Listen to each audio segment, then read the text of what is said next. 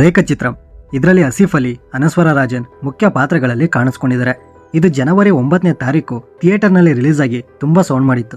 ಇದೀಗ ಈ ಸಿನಿಮಾನ OTTನಲ್ಲಿ ಕನ್ನಡ ಭಾಷೆಯಲ್ಲೇ ಬಿಟ್ಟಿದ್ದಾರೆ. ಸೊ ಈ ಕ್ರೈಮ್ ಇನ್ವೆಸ್ಟಿಗೇಷನ್ ಥ್ರಿಲ್ಲರ್ ಹೇಗಿದೆ ಅಂತ ಇಂಡೆಪ್ತ್ ರಿವ್ಯೂನಲ್ಲಿ ಡಿಸ್ಕಸ್ ಮಾಡೋಣ. ಅದಕ್ಕೂ ಮುಂಚೆ ಚಾನಲ್ಗೆ ಹೊಸಬ್ರಾಗಿದ್ರೆ ಸಬ್ಸ್ಕ್ರೈಬ್ ಮಾಡ್ಕೊಂಡು ಸಪೋರ್ಟ್ ಮಾಡಿ. ಈ ಸಿನಿಮಾದ ಪ್ಲಾಟ್ ಏನಂದ್ರೆ, CI ವಿವೇಕ್ ರಮ್ಯಾ ಆಡಿ 15 ಲಕ್ಷ ಗೆದ್ದಿರ್ತಾನೆ. ಆದ್ರೆ ಒಬ್ಬ ಪೊಲೀಸ್ ಆಫೀಸರ್ ರಮ್ಯಾ ಆಡಿದಾನೆ ಅಂತ ಸಸ್ಪೆಂಡ್ ಮಾಡ್ತಾರೆ. ನೆಕ್ಸ್ಟ್ ಅವನ್ನ ಮಲ್ಲಿಕಾಪುರಂ ಅನ್ನೋ ಒಂದು ಊರಿಗೆ ಟ್ರಾನ್ಸ್ಫರ್ ಮಾಡಿಸ್ತಾರೆ. ಅಂಡ್ ಆ ಊರಲ್ಲಿ ರಾಜೇಂದ್ರ ಅನ್ನೋನು ಒಂದು ಬಾಡಿನ ಊತಾಕಿರೋ ಪ್ಲೇಸ್ ಮೇಲೆ ಅವನೇ ಶೂಟ್ ಮಾಡ್ಕೊಂಡು ಸತ್ತೋಗ್ಬಿಡ್ತಾನೆ. ಸೊ ರಾಜೇಂದ್ರ ಅದೇ ಪ್ಲೇಸಲ್ಲಿ ಯಾಕೆ ಸತ್ತ, ಆ ಪ್ಲೇಸಲ್ಲಿ ಇರೋ ಸ್ಕೆಲಿಟನ್ ಯಾರ್ದು, ಅದಕ್ಕೂ ಅವನಿಗೂ ಏನ್ ಕನೆಕ್ಷನ್, ಅಂಡ್ ಅದರಿಂದ ಇರೋ ಮಿಸ್ಟರಿ ಏನು ಅಂತ ವಿವೇಕ್ ಯಾವ ರೀತಿ ಇನ್ವೆಸ್ಟಿಗೇಷನ್ ಮಾಡಿ ಸಾಲ್ವ್ ಮಾಡ್ತಾನೆ ಅನ್ನೋದೇ ಈ ಸಿನಿಮಾದ ಒಂದನೇ ಸ್ಟೋರಿ. ಇನ್ನು ಸಿನಿಮಾ ಹೇಗಿದೆ ಅಂದ್ರೆ, ಕೇಸ್ ಓಪನ್ ಆಗಕ್ಕೆ ಜಾಸ್ತಿ ಏನು ಟೈಮ್ ತಗೊಳ್ಳಲ್ಲ. ವಿತಿನ್ 10 ಮಿನಿಟ್ಸ್ ಅಲ್ಲೇ ಇನ್ವೆಸ್ಟಿಗೇಷನ್ ಪ್ರೊಸೆಸ್ ಸ್ಟಾರ್ಟ್ ಆಗ್ಬಿಡುತ್ತೆ.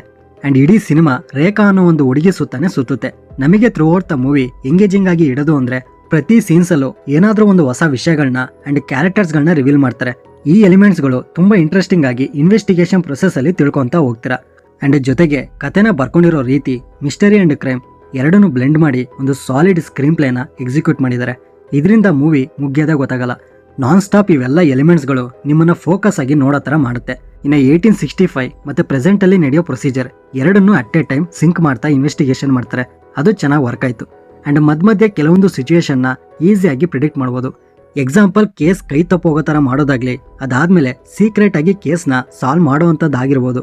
ಈ ಪ್ರೊಸೀಜರ್ ಆಲ್ಮೋಸ್ಟ್ ಎಲ್ಲ ಕ್ರೈಮ್ ಇನ್ವೆಸ್ಟಿಗೇಷನ್ ಸಿನಿಮಾದಲ್ಲಿ ರೆಗ್ಯುಲರ್ ಪ್ಯಾಟರ್ನ್.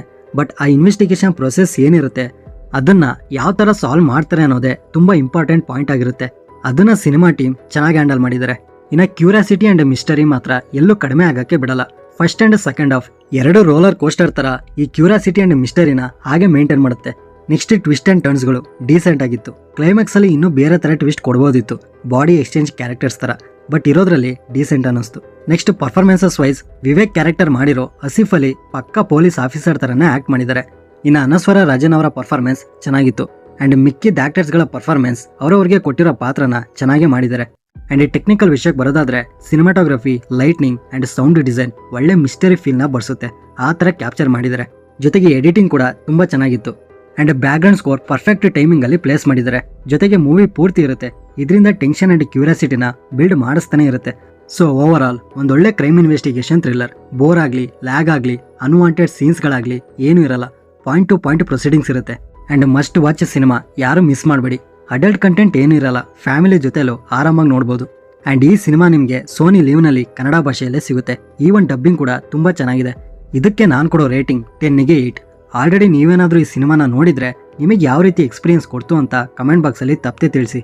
ಸೊ ಈ ರಿವ್ಯೂ ನಿಮ್ಗೆ ಏನಾದ್ರೂ ಇಷ್ಟ ಆಗಿದ್ರೆ ಲೈಕ್ ಮಾಡಿ, ಶೇರ್ ಮಾಡಿ. ಹೊಸಬ್ರಾಗಿದ್ರೆ ಈ ಚಾನಲ್ನ ಸಬ್ಸ್ಕ್ರೈಬ್ ಮಾಡ್ಕೊಂಡು ಪಕ್ಕದಲ್ಲಿರೋ ಬೆಲ್ ಐಕನ್ನ ಪ್ರೆಸ್ ಮಾಡಿ. ಮತ್ತೆ ಸಿಗೋಣ.